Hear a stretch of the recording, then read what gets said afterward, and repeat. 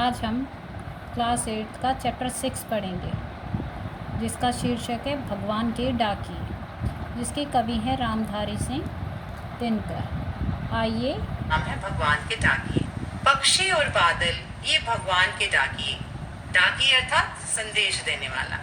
ये तो आप जानते ही होंगे, डाकिए किसे कहा जाता है?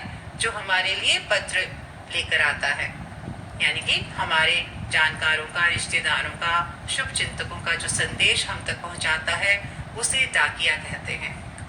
जो एक महादेश, महादेश का अर्थ है विशाल देश, बहुत बड़ा देश, जो एक महादेश से दूसरे महादेश को जाते हैं। ये जो पक्षी, बादल, हवा, इन्हें कोई भी बांध कर नहीं रख सकता, और ये एक महादेश से दूसरे महादेश ऐसे ही एक जगह से दूसरी जगह आते जाते रहते हैं और अपने तरह से एक तरह का संदेश वहां का लेकर आते हैं।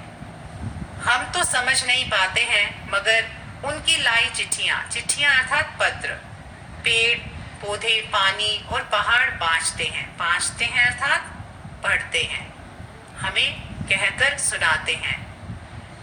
कवि कहते हैं कि हम तो उनकी भाषा को नहीं समझ सकते, क्योंकि एक देश से दूसरे देश बहती हुई हवा सिर्फ महसूस की जा सकती है।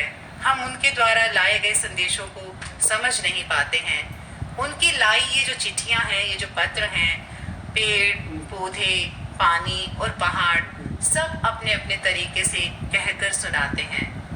जैसे एक देश का पानी दरिया बनकर बहता है तो दूसरे देश तक भी पहुंचता है, ऐसे ही ऊंचे ऊंचे पहाड़ जो प्रकृति में हैं, उन्हें अगर हम देखें दूर से ही नजर आते हैं और ऐसा लगता है कि जैसे झांक रहे हैं एक देश से दूसरे देश की ओर। इसी तरह से पेड़ पौधे जब फूलों से भर जाते हैं, उनमें एक नई महक पैदा हो जाती है, वो भी बिना किसी बंधन के आज़ादी से बहती हैं और अपनी खुशबू को लुटाती हैं।